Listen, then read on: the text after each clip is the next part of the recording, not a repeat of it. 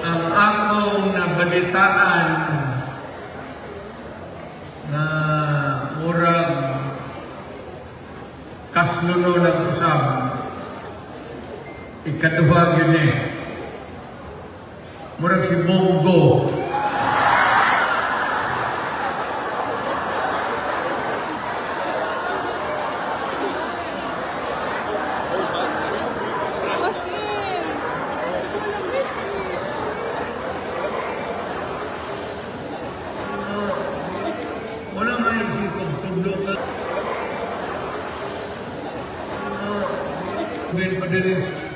Daan naman ang sila. Bitaw tinawad, di na nang lugay kayo. O para bumoy panigapo, no? Kumana?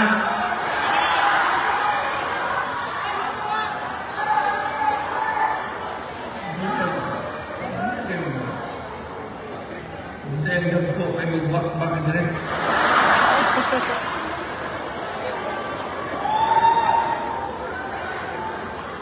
Akong taga-dugog kaning mga tawhanan niya karon magsugod ni kang atong paborito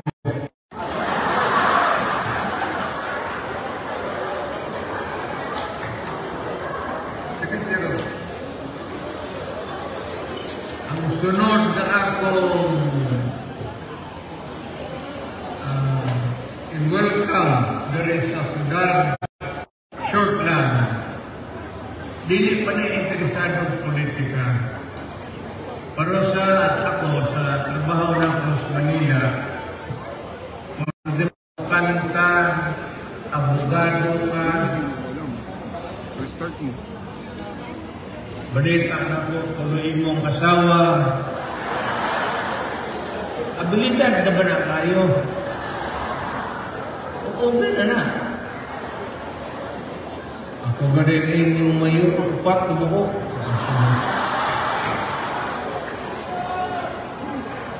Anak wala nang kinabuhi.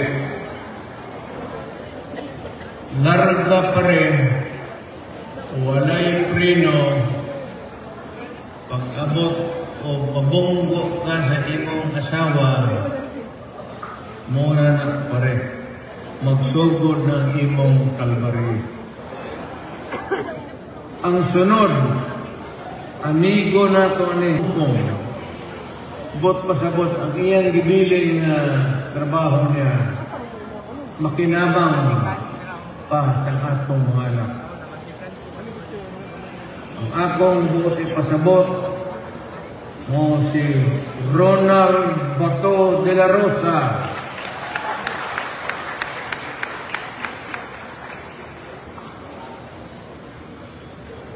Siya na ito pang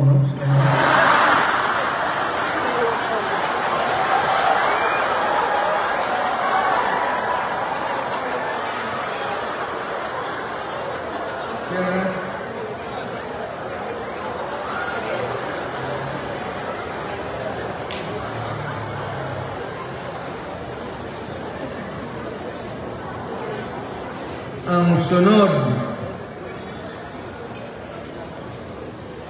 kinausmulan ako ni na-mention na ako kanina yan.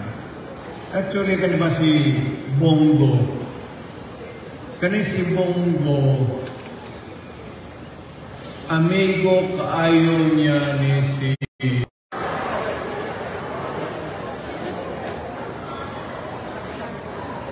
kag si Bongo, magparon ingon ang karong mo, Bongo mo.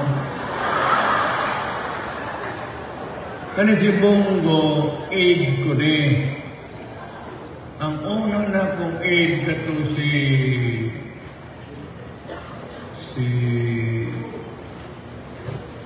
Jim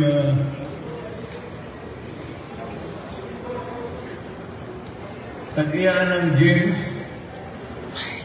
unya matay naman mali mo lang ito kamatay so na naasibong atong pagkahitabo ka. Anang gabi una, wala na ko wala na ko suko-sukokon ba? Nagdagan ito, maglisod ka man o wala ko imong sidekick, pagka-ingnon pa, gusto ka,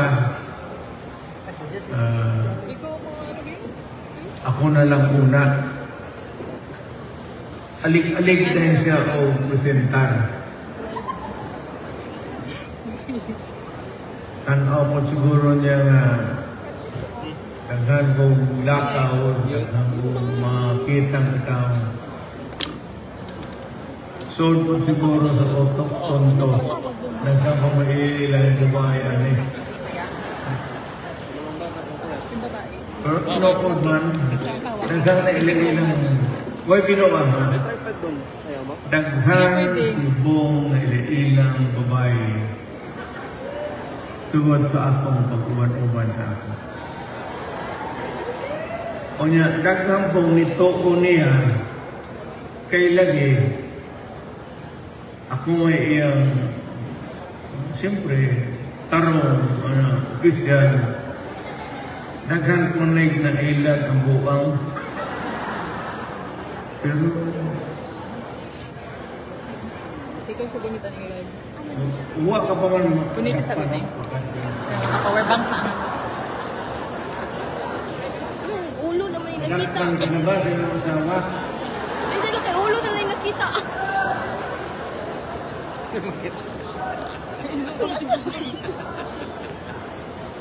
Madungo ka din ako.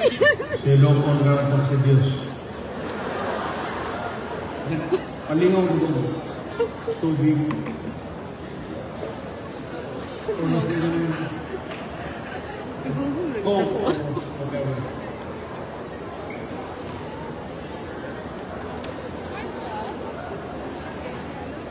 Ang sunod ng akong ipraila kanimo makigsuunan ko. Usa kani kataw, wa ko magbinuahan. Usa kani kataw nga dako kayo ko respeto sa utok o sa iyang nahibawan pagka public official, pagka abogado na saludo yun ko kanay sabi mo sulti sa television maminaw yun ko.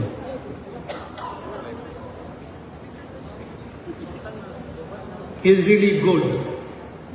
Unya may integrity.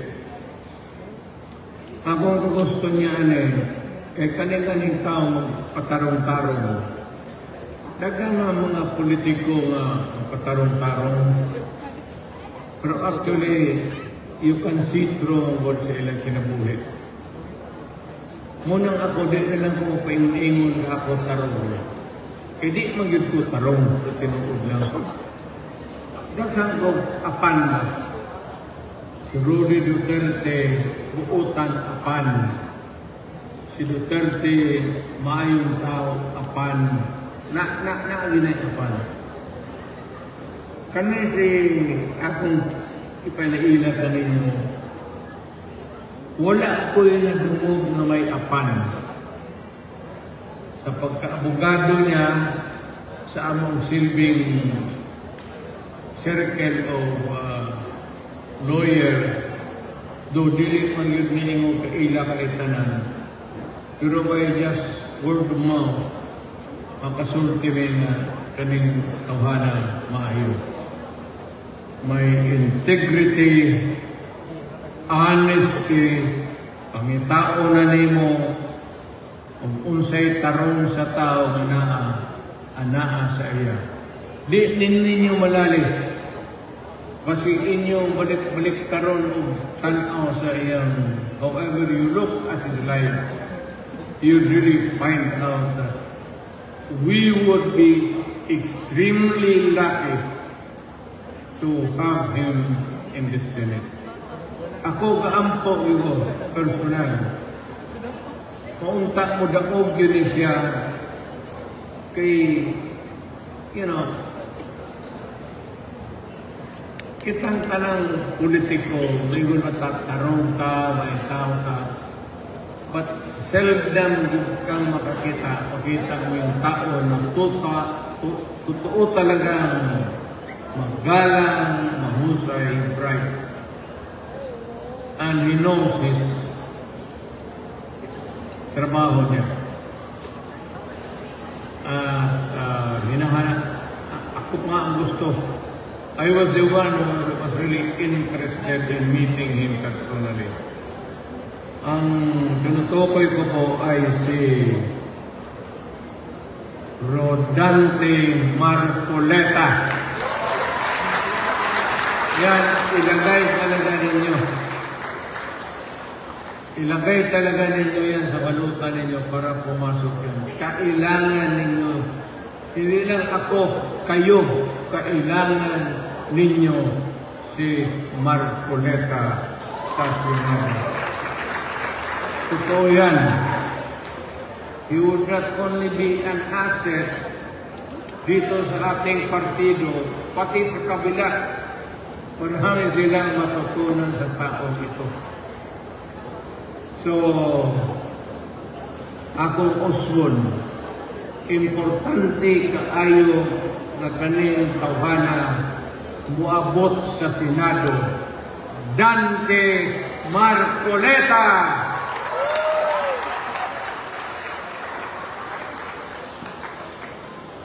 Ang musunod, usa ka ni kaabogado,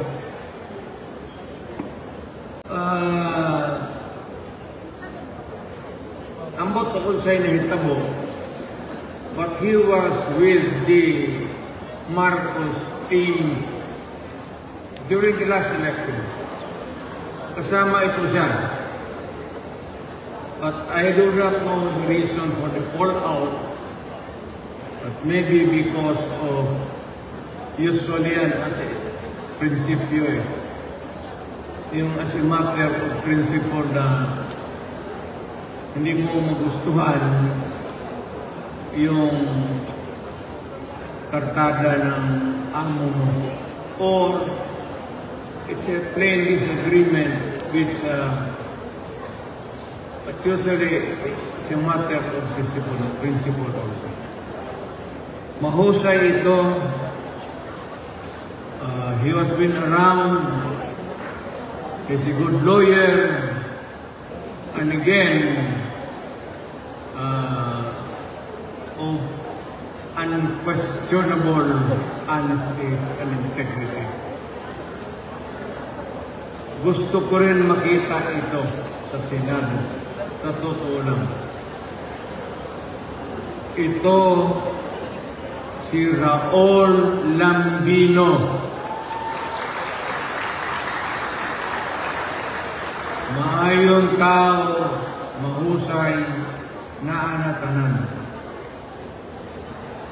Ang sunod, ang kanang masulti nimo sa iyang kinabuhi, colorful kayo.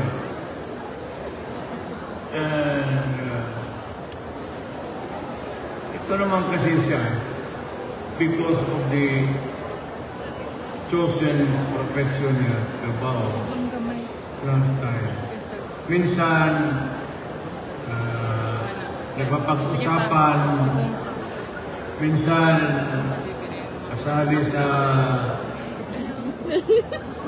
TikTok, minsan kasali sa Disney. Without all throughout the years, as a human being, and as an actor,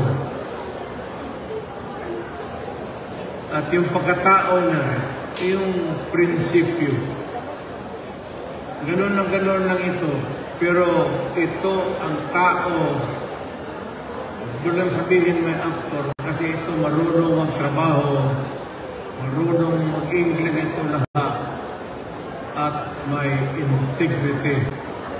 Marunong ito mag-isip kung ano ang tama sa buhay. Ang tinutukoy ko si Ipe Salvador.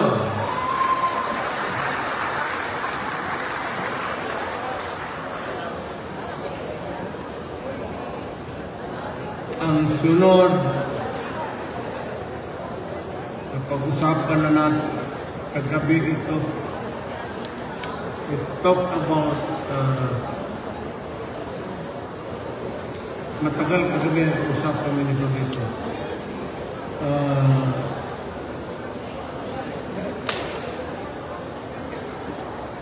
Kailangan natin ito. Bright, marunong sa lahat, at marunong magdala, palagay ko sa gobyerno kung manalo ko. Kaya nga na-associate sa kanya. Pero sa isang usapan namin dito sa Pilipinas, Presidente ako, itong tao na ito ay mahusay, may kakayahan na magsilbi ng bayan niya. And I think that meron talaga because he wants to serve the people. Nakikita mo. It's not about a desire to be great. It's not about being known. It's not being about somebody in politics. But I think he just wants maybe to be known, given money, and to serve the people. Mahusay ito. Sayang.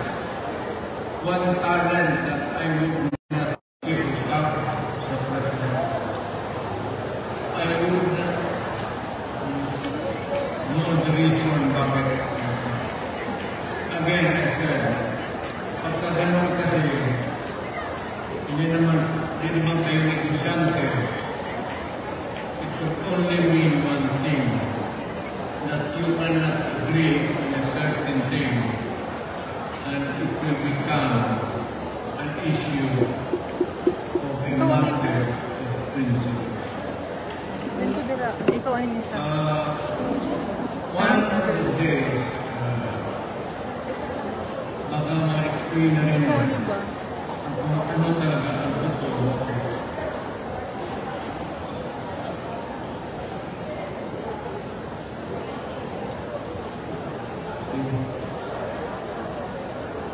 Ikaw ba nito niya sa?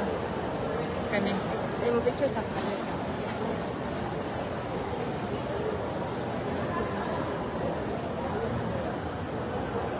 But maybe one of these days, coming from me, I would rather na balance sa kanya. Meron ako konti-konti. And it could not be a gospel truth. Parang ako magkamalik. Kasama. So, little by little, I would say that one of these days, the truth of this thing in Malacanang. Though Globe ka? Globe ka? how ever sure Ako ni Black Laganan. it was parang mahinayan pa rin sabihin mo wala sa kanila. Kasi ito, he has something, a lot in his head. Mahina siya. Mayroon sa mga ganyan, lumipat sa Senado, Hindi na ma-zoom. swerte ng Pilipino. Pagod. Si Makita mo ba yun? Looy. ito ni Anak na lang. Victor. Anak na, tama.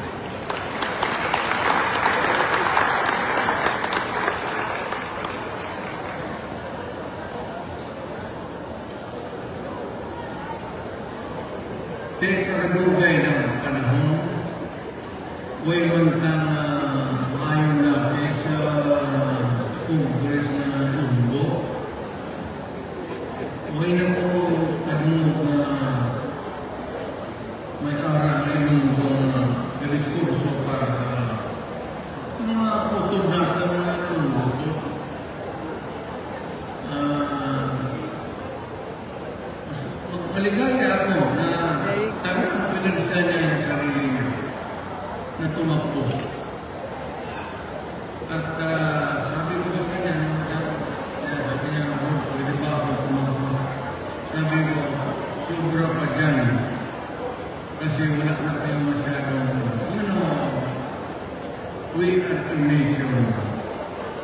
songs.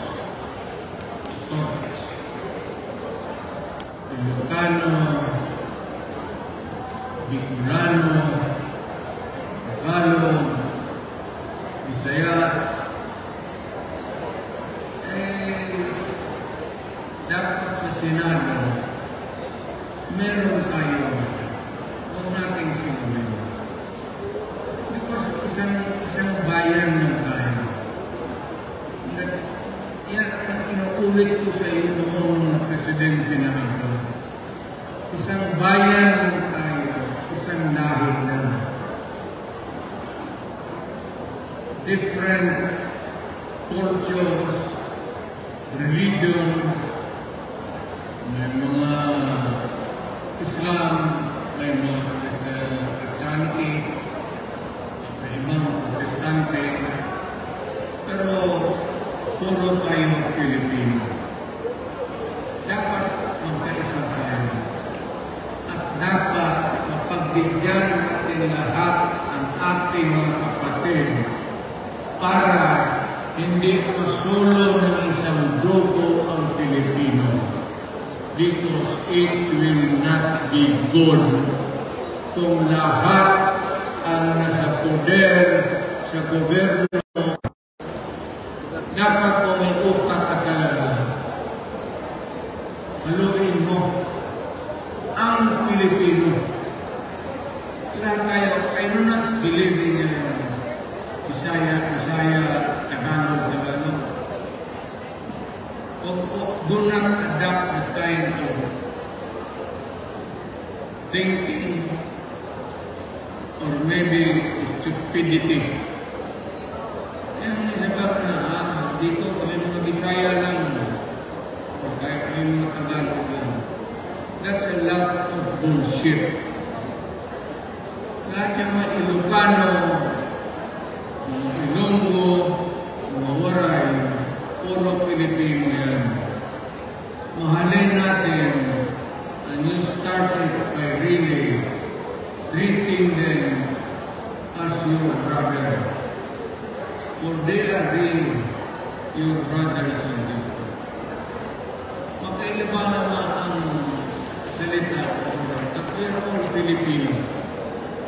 At dumaan kasi tayo ng imperialismo. What delayed or being together as one was hampered by the years of imperialism started by the Spaniards. Biro 400 years. Naisip ba ninyo gaano katagal na hinawakan tayo ng Espanyol for 400 years? Pagkatapos nagkagera sila yung bibigat noon eh.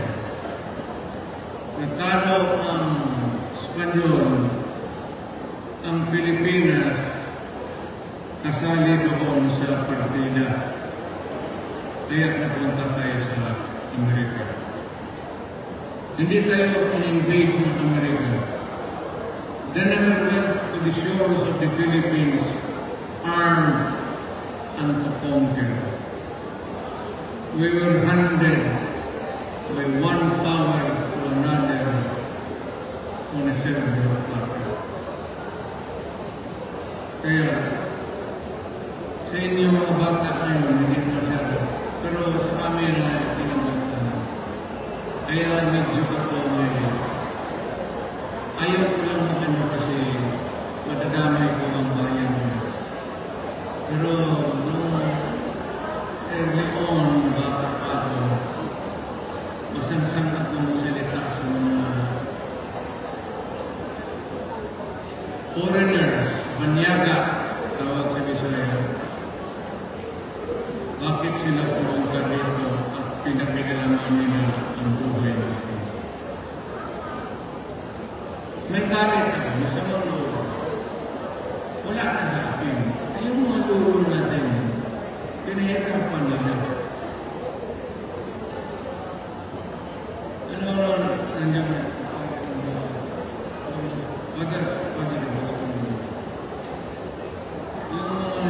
istorya ng mga pare. Those pares, those priests rather, or dapat dito sa historical growth ng religion. Alam mo ba noon, early, pag hindi ka nagsimba, huwag mo sabihin kung tala sila dito magsabi, oy, nansa ng notice yan, magsimba kayo, Katoliko. It was not easy. Ewan pa rin ano ngayon ninyo. Pag noon hindi ka nagsimba, 50 years doon sa klasa palitan tatapos. Pag hindi ka lang nagsimba, wala kang question yung Diyos kay ako talaga rin naniwala ako. But the fact is that yung relihiyon kung dumating yan dito sa Pilipinas, hindi ganun ka-balik. May ko sa inyo, yung hindi nagsisimba noon, binubugbog talaga. Early on. Nung matagal na sila, halos lahat Pilipino, naging Katoliko. Ara na magdahalan na. Yan ang Click lang yung siya.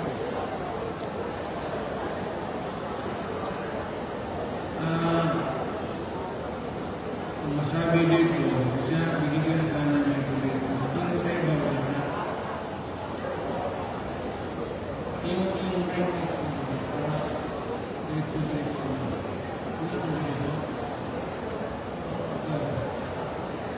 Yung hindi ba ba mo? Yung binigyan ko naman po na.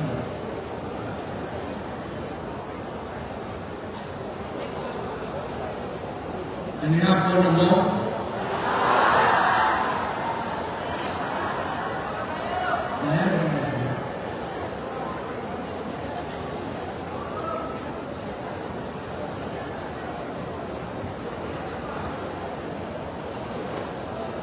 na may bagang karinderiyas gawas.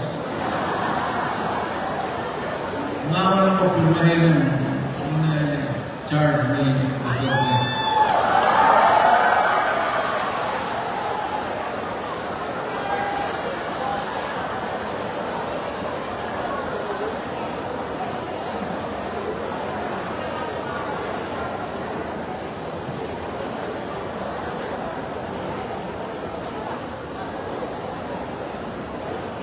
Usap nila kaya nahimo daw tapos muna ko rewind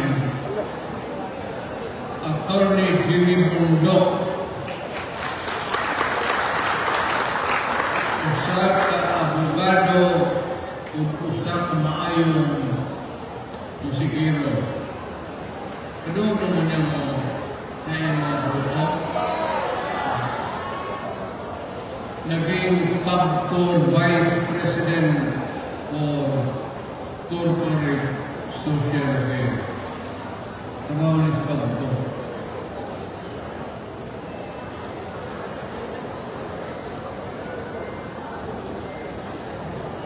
Kung ano yung nagawa niya sa after determination, siya rin siguro ang magsabi. Pero number 10 ito sa Balutan. Ulitin natin ulit si Senator Boto. Ang honor kong chief at naging Bureau of Corrections Director General. Ngayon, siya ay chairperson ng Senate Committee on Public Order and Dangerous, Special Committee on Marawi Rehabilitation. Ngayon din siya ito. Kita ng trabaho niya. Sigurado,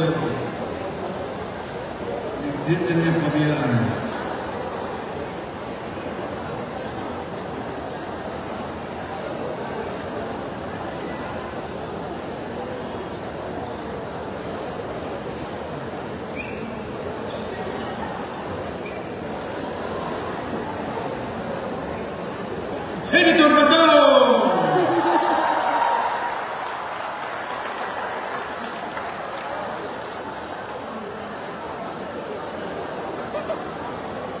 Hindi naman isuwat pa rin ako ng usamon.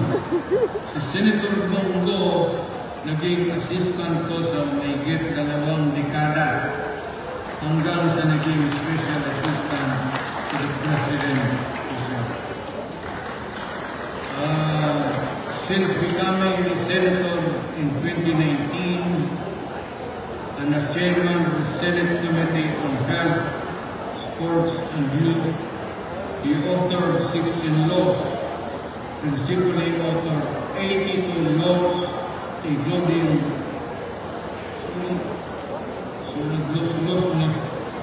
authored 16 laws, and principally authored 80 laws, including 80 laws, establishing operating public hospitals, and co-authored and co-sponsored 185 laws na batas na umasa sa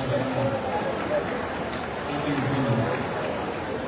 Gurgor Kabong, ang ngalan niya na ilapit ang serbisyo ng gobyerno sa mga Pilipino, lalo na sa mahirap at panghihinaan. Doon, sigurado ako, tanghaling muna ilipat ang serbisyo ng gobyerno sa Pilipino. Okay pa naman ito. Lalo na sa mahirap at mga ilangan. Daghan mo yung maribo. Kaya mo, kwarta lang mo. Kwarta mo. Ay, kwarta.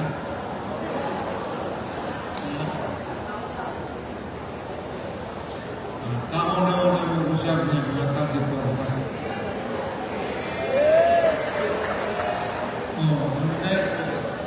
Dili siya naman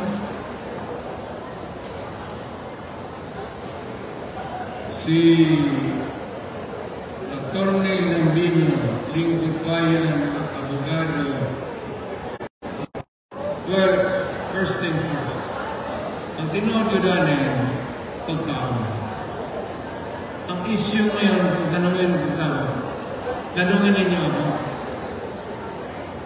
At sabihin ko, anong issue ngayon? Yan, pagkaon. Yun rin ang maging issue na didikit kay Marcos hanggang natapos. Pag hindi niya ito na magandang solusyon, he will go down as one of the most unpopular president. Na sa panahon niya, marami ang nagutom at namatay. Yan ang hindi mo lang siguro isang maisip na tayo ngayon dito puso, pero maraming Pilipino na nalipakumakain sa totoo. Remember that marami ngayon ng mga bata na umiiyak lang. Hangin ng pinaka. Remember that. Kaya kung wala ka namang ambisyon ng iba, kung okay na sa inyo yung status mo ngayon, remember to,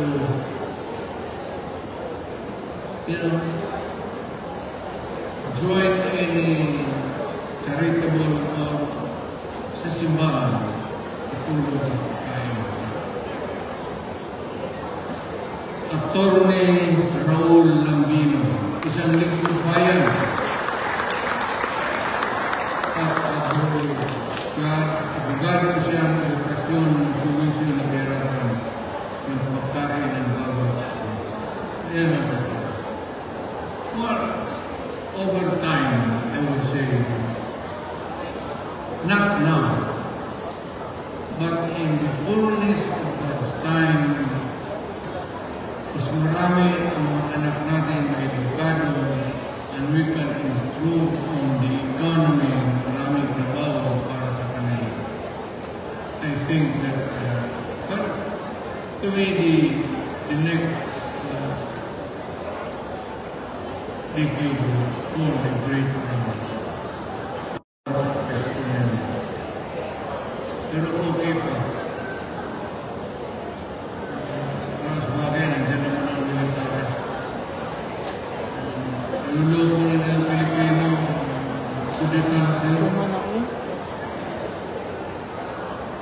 Congressman Rodante Marcoleta.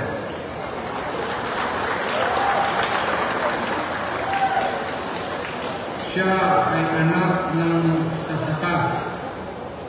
Lumaki sa mahirap, ngunit nagsikap para mag-aral at naging batikang abogado at magtatanggol sa mahirap at walang kalaban-laban. Siya ay 6th-termer congressman sa Sagip Party List at kumakatawan ng urban poor sector at ngayon at tumatakbo bilang pinag. Ikaw ang pag-asa. Dante Marcoleta, number 38 sa buhay. Ayaw na yung kalimutan. Sayang. Sayang talaga. Sayang na sayang. Bright ito. Nakikita mo ninyo sa telebisyon at gaano itong ipaglaban sa tama at gaano siya kagalit sa mga ulol at gabi. Sayang talaga. Ilagay na lang ninyo si Dante sa bulutan. Number 1 na lang ninyo para hindi nyo makalimutan.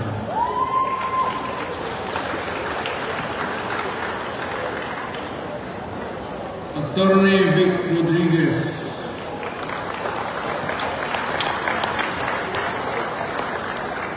Bago lang ito maglabas sa Malacanang. Trabaho ito sa Malacanang. Idol na ito. Ba't yung mga tao na prinsipyo, di prinsipyo, magalit talagang yan ang nahalata ko sa gobyerno. Yung mga tao na may prinsipyo talaga. Hindi ka tagal sa gobyerno, lalo sa Malacanang. They are very short stint and hindi siguro nila kayang sigurain. I don't know if they would want to tell us that ito talaga ang nakita ang pattern. It's a pattern sa Malacanang. Yung mga kwapo at mga galing na abogado hindi ito matagal sa Malacanang. At it could only mean one thing, na hindi napapagsunod sa batas o may pinapagawa na ayaw nilang gawin laban sa consensus.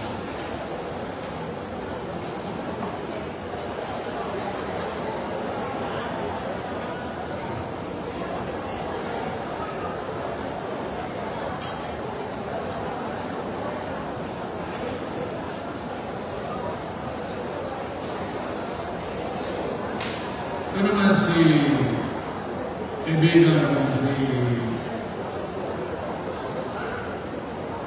Pinabakaw Lordea.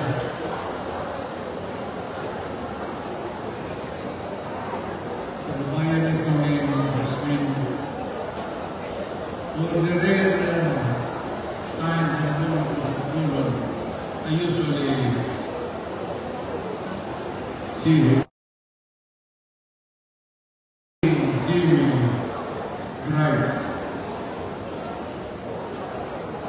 Tsaka, ang problema kasi dito sa Western Visayas, wala silang presentation except for the few elected officials. Pero wala sila. Kulang na sila. At nung sinabi niya nagtatakbo siya, sabi ko, mabuti pa kasi wala kayong presentasyon sa mga. So, Attorney G.B. Hinlo,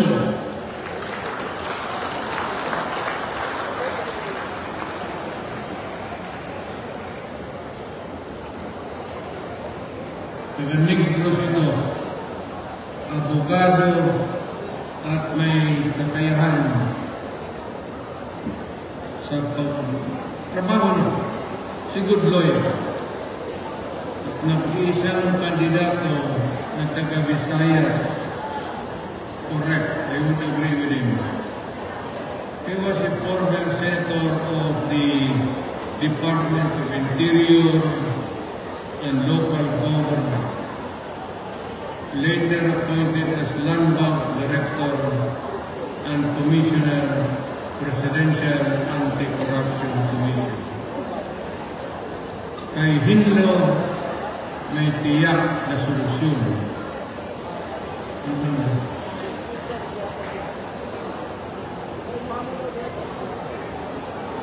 Nasabi ko ba?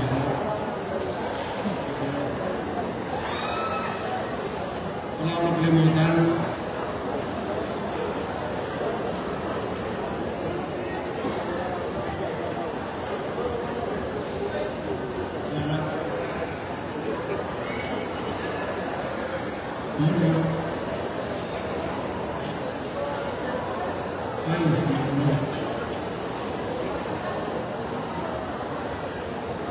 Ipapasa ng Philip Salvador.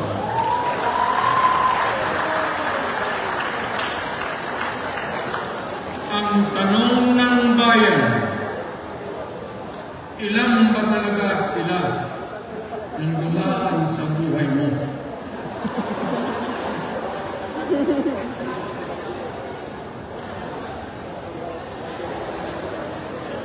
Anong takot-takot yung mga? Sabi ka ng ito. Ngayon na.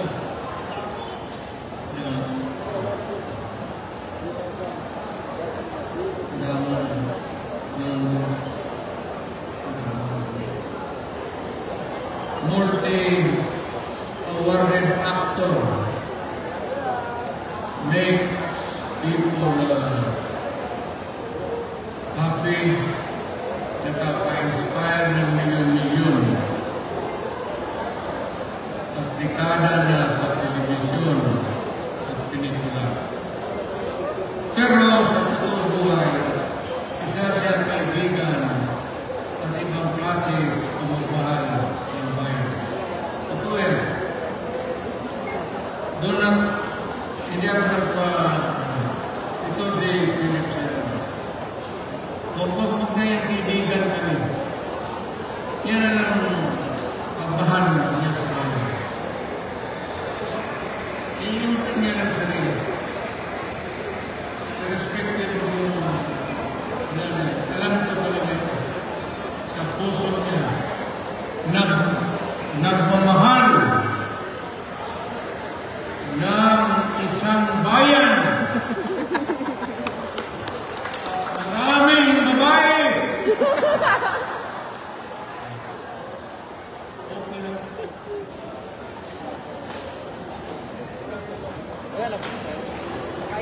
Pero manaman sila nagkailan. Ang mga politika. About po, ma'am. Gusto mo na Ano ko, mama? every periodical kasi itong election.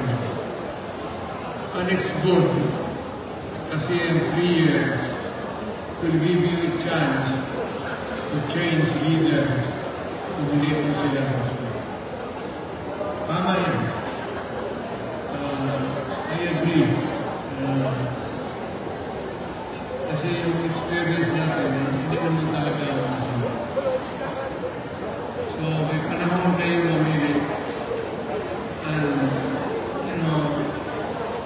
napag mayo, pag-pinsay ninyo anyway, una kong limo, nandito si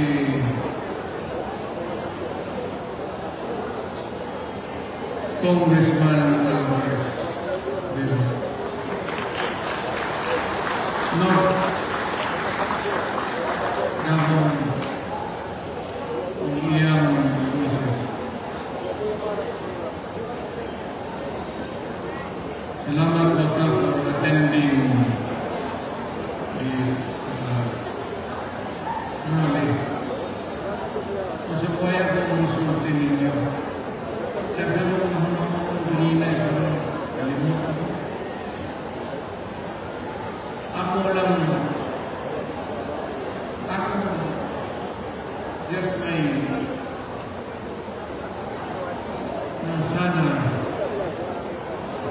pili kayo talaga ng kandidato ninyo na makita ninyo makatulong hindi sa inyo kung hindi sa bayan.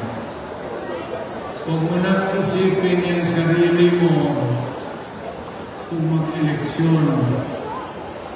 Think of the candidate who can do the work for the community. Yan ang importante. Basan niyo yung malikot na pamayo.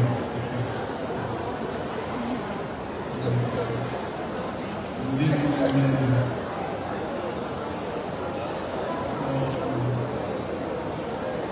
dito naman sa Davao, I leave it up to you, to your judgment. Ano yung tingin ninyo kung ano talaga, sino ang karapat-dapat. It could not be my son. Hindi kailangan ang anak ng babae. Mamili talaga kayo kung sino yung magtrabaho para sa. After all, pagkamalit sila yung trabaho nila, tayo rin ang pag-suffer. So, ako umaasa ang focus Ginoo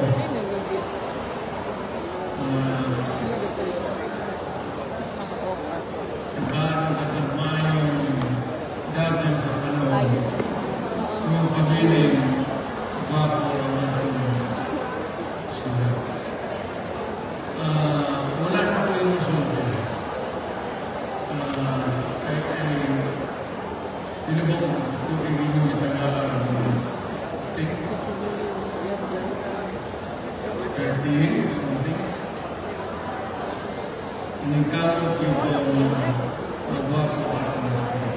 Pero magwapo na at musulit. Nagkamot lang na ninyo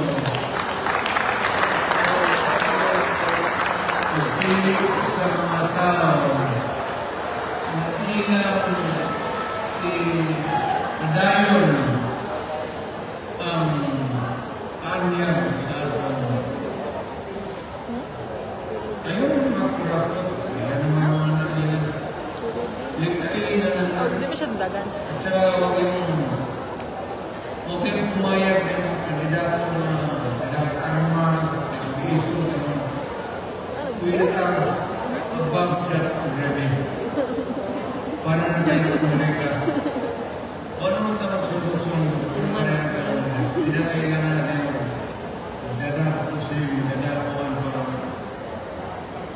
dito sila you will be judged by the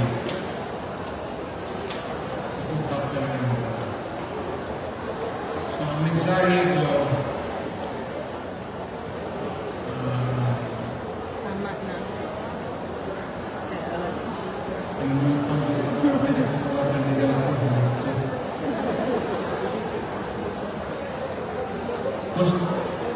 pwede ko pa naman magkata. Gusto ninyo may mayor ba ako?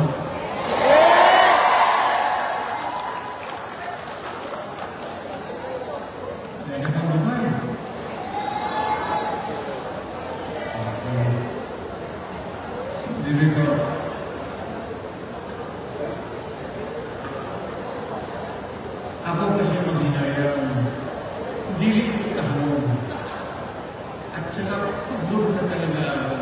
Kung maaari lang patayan ako ng Diyos ngayon at tumawa ko ito. Hindi na ako I'm tired. I'm old. But titignan ko sa iyong dapat na pag nababa yung standard niya ngayon, baka mahirapan ko